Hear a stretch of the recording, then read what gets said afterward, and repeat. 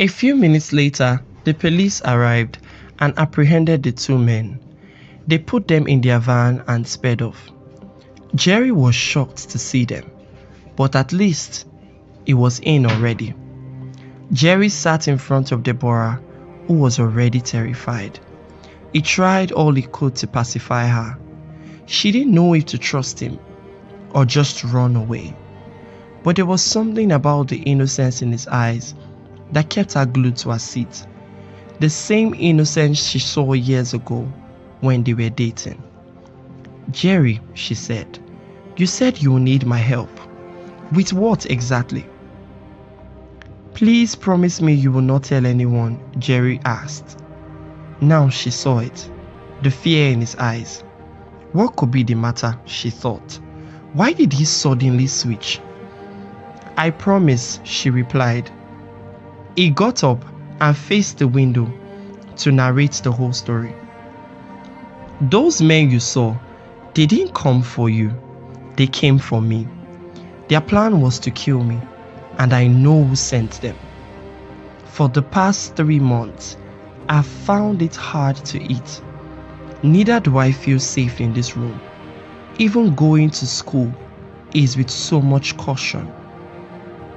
Deborah walked up to him and asked in a whisper, "Who sent them? And why would someone want you killed?" "It's Professor Esther in my department," he replied. Deborah expressed so much shock. Everybody knew Professor Esther to be the most dreaded lecturer in the engineering department. How did Jerry get into her trap? So much that she wanted to kill him. So Jerry began narrating. "In my 100 level, life was really tough for me.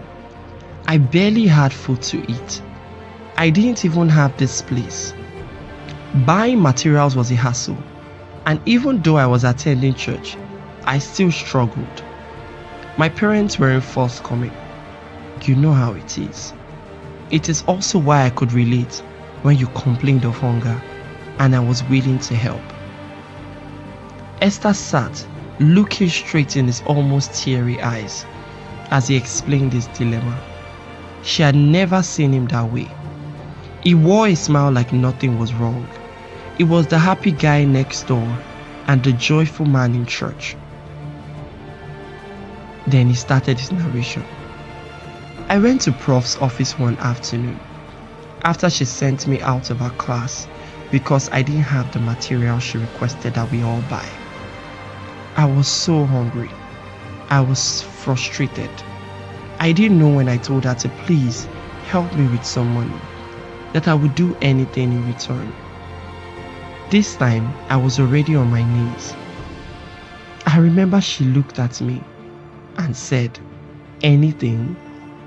I nodded that I would do anything. That afternoon, she gave me 5,000 naira to go get something to eat.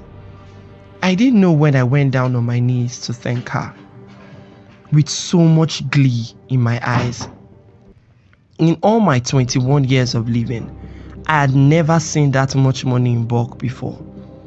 She told me to get up and stretched a piece of paper containing an address and a phone number. 'Call me on Sunday evening,' she said, smiling. I had never seen Prof smile. That was the first time. And trust me, I didn't reciprocate. That Sunday evening, I was already at her house, dressed in a white t-shirt and a jean. I did my little best to look good, because she might just be introducing me to her family or some of her friends. Who knows the connections I might get? I entered her sitting room, and the fine aesthetics and the warm smell welcomed me. Few minutes after, she walked down the stairs, dressed in a manner I had never seen. Her gown revealed her thighs and her breasts. I was initially disturbed, but feigned a smile when she walked up to me. After eating on her fine dining, she said, "Jeremiah, I will give you 100,000 naira. if you do one task for me, and 150,000 naira if you do two tasks for me. The second is more important than the first, of course. One is for me, the other is for my enemy. I'm sure she could see the worry on my face, so I switched to a smile. She's a Christian and won't give me a task I can't handle. Plus, I was desperate to change my life. What do you want me to do? I asked her. Then she said, I know you're a man and can understand my codes from the moment you walked into my house. We will go to my room upstairs and you will make me feel like an African woman. You understand? That's the first task. She winked at me. This time, my heart was beating really fast, but I dared not show it. I was determined to get that money. Having sex was not new to me. I could always ask God for forgiveness, I thought. All I needed was to let this door open and never get it shut. Deborah sat there in shock, watching her fellowship president share what hunger made him do. It was more shocking than the incidents that happened that morning. So tell me, did you do it? Deborah asked him. Yes, I did it, Jerry replied. Deborah's mouth was left open as she stared at him. But there was more to the story, so she asked, what about the second task? Jerry bowed his head low, finding it really hard to explain the situation of things. So he continued. Prof sat on her bed, I can't forget, handed me an envelope. She asked me to open it and read out the contents. I did, and inside it was an address and a polythene bag containing a white substance.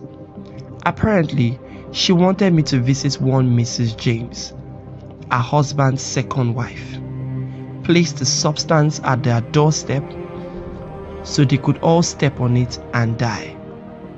She wanted me to eliminate the entire family because she was jealous of her co-wife, who has children, while she didn't.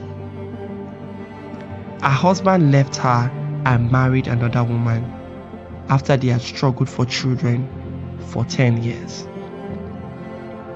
Did you collect the substance? Deborah asked Jerry. Yes, I did, Jerry responded. Deborah got up in disbelief. She was even more terrified for herself. What in God's name was happening?